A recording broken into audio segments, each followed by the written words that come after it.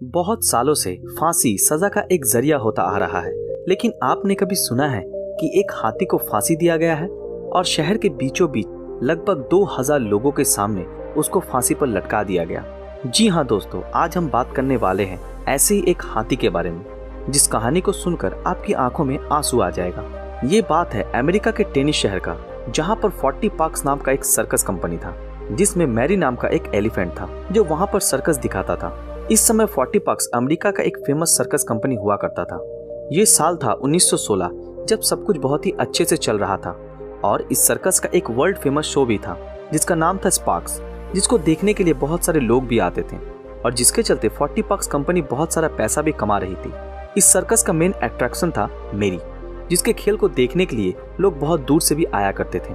मेरी का wait 5 ton होने के बावजूद भी वो बहुत ज्यादा उछल कूद और जोश के साथ सभी को सर्कस में खेल दिखाती थी और सभी को आनंद देती थी। उसका अपने केयरटेकर के साथ बहुत ही अच्छा तालमेल भी था, लेकिन एक दिन सर्कस के ओनर के साथ मेरी के केयरटेकर की कुछ प्रॉब्लम हो गई और वो सर्कस छोड़कर चला गया। जिसके बदले सर्कस कंपनी ने एक नया ट्रेनर, जिसका नाम रीड एल्डिक्रो था, उसको मेरी को ट्रेन करने और उसका देखभाल करने के लिए लेकर आए। लेकिन ट्रेनर नया होने के कारण उसको मेरी के साथ एडजस्ट करने में प्रॉब्लम हो रही थी। ये बात सर्कस कंपनी के ओनर को भी पता थी और मेरी भी ट्राई कर रही थी नए केयरटेकर के साथ एडजस्ट करने की, लेकिन वो एडजस्ट नहीं कर पा रही थी और खोया खोया सा रहने लगी थी। कैसे भी करके सर्कस में तो शो मैनेज हो रहा था, लेकिन एक दिन इस सर्कस का एक रोड शो था और जिसमें मैरी भी थी, जो इस शो का एक मेन अट्रैक्शन भी थी। उस दिन उसका केयरटेकर मेरी के ऊपर बैठा हुआ था और मेरी रोड पे चल रही थी।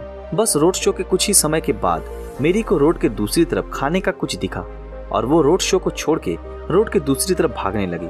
इस समय मैरी के केयरटेकर उसको कंट्रोल करने की कोशिश कर रहा था, लेकिन मैरी पागलों की तरह उस खाने की तरफ जा रही थी, क्योंकि उसको बहुत सारा बनाना दिख रहा था जिसको वो खाना चाहती थी। आखिरकार मैरी तो थी एक जानवर ही।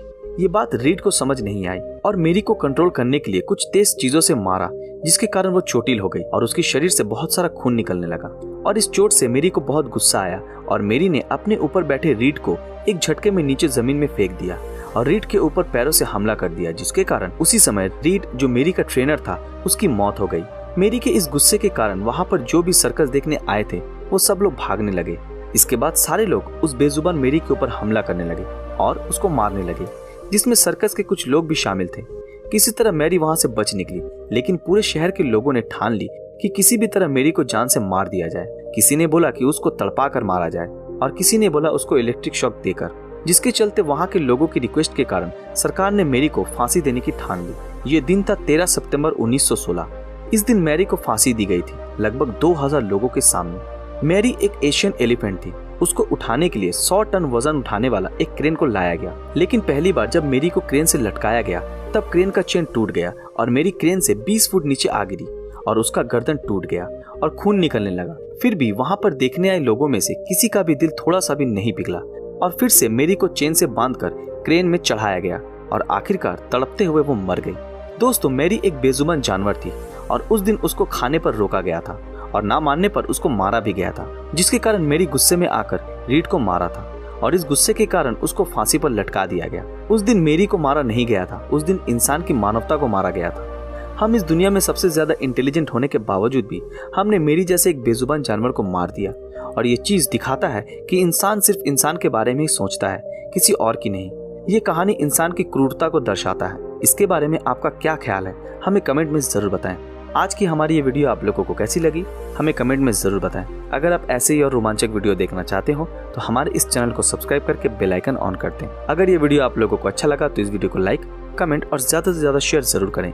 तो मिलते हैं आपके साथ अगले वीडियो में, तब तक के लिए अलविदा।